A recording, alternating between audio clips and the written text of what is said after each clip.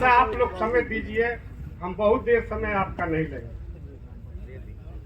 बहुत बहुत धन्यवाद है आपका कि आपने कई दिनों चंपारण की धरती से सिवान की धरती पर आए और सभा स्वागत है आपका, इसलिए कि द्रोणाचार्य की धरती। और सबसे पहले मैं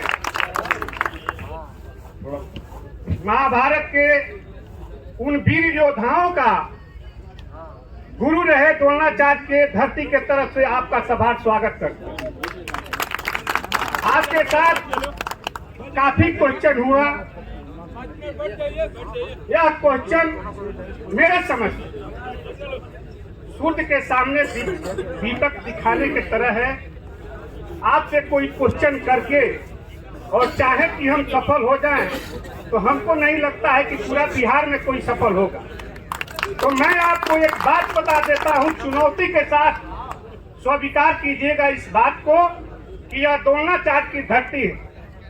आपने बड़ी नजदीकी से महाभारत को नहीं देखा होगा तो सुना जरूर होगा। महाभारत के युद्ध में द्रोणाचार्य चाह करके भी सही चीज को नहीं कह पाए कि युद्ध होना सही है कि बंद कर देना सही है।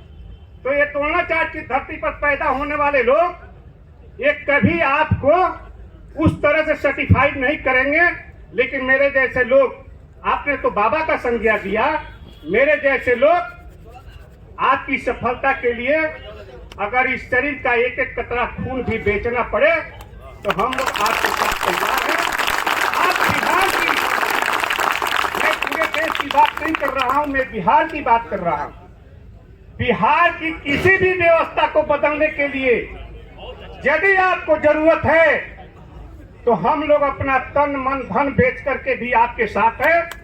आपको मलार्पण करने वाले सबसे पहले ये मेरे पंचायत के मुखिया है रंजीत जी, और मैं उसी पंचायत से बिलोंग करता हूं। अब 15 नंबर वार्ड है मेरा, और इनके पहले से आपके योजना के तहत सरकार में नल जल और जल जीवन हरियाली का आप जन्मदाता है। और मेरे यहाँ 15 नंबर वार्ड में आज तक जल जीवन हरियाली का कोई व्यवस्था नहीं हुआ। नल जल योजना में 15 नंबर वार्ड में टंकी बना, लेकिन आज तक किसी के दरवाजे पर पानी सप्लाई नहीं हुआ।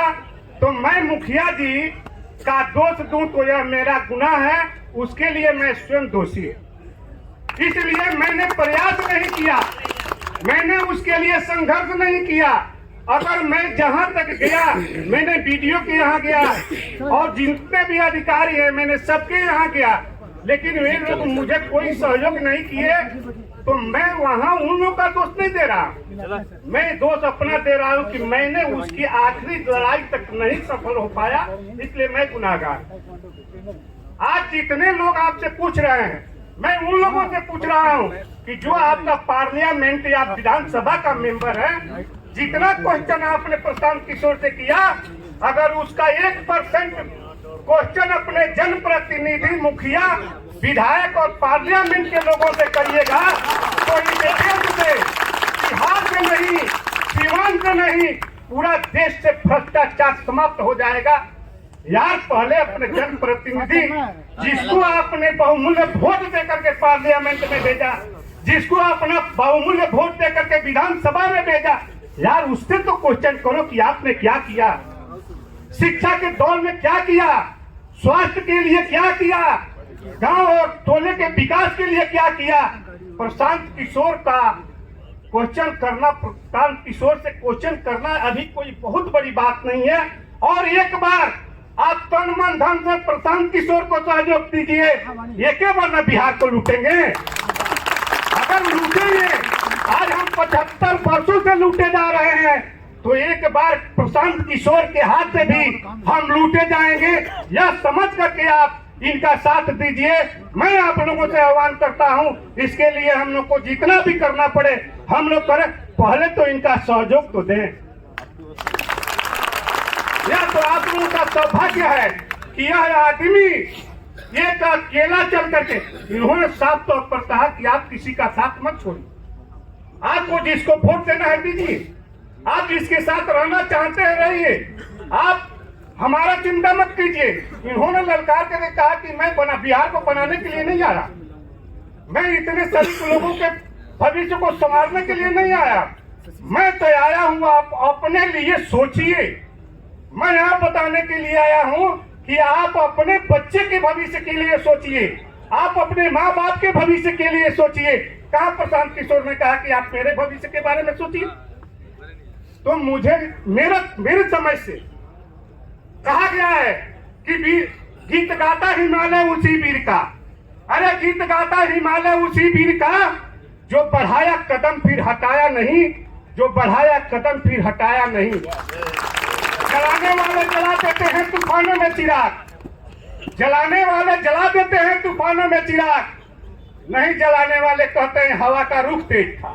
तो प्रशांत किशोर आए हैं बिहार के भ्रष्टाचार रूपी जो काई है, काई उसको साफ करने के लिए आए हैं। पहले काई को साफ करने दीजिए और यह मान करके चलिए कि प्रशांत किशोर पूरे बिहार को लूट ले, लेकिन हम इनका मदद करेंगे इसलिए कि एक ही बार न लूटेंगे। जो 75 वर्षों तक चलता आया, जो 75 वर्षों तक लूटाता आया, वह क्या एक बार नहीं लूटा जा सकता है?